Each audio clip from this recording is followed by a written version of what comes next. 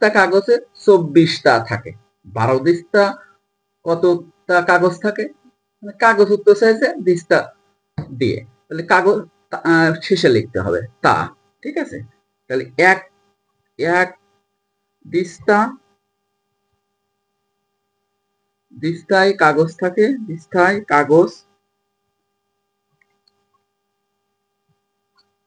থাকে 24টা। 24 তা, তাহলে কত? 12 দিস্তা। 12 দিস্তায় কাগজ থাকে, তাহলে অবশ্যই বেশি থাকবে, 12 মানে একের থেকে বেশি থাকবে 12, তাহলে এই 24-এর সঙ্গে গুণ 12। তাহলে এই গুণটা এখানে নিচেই করি।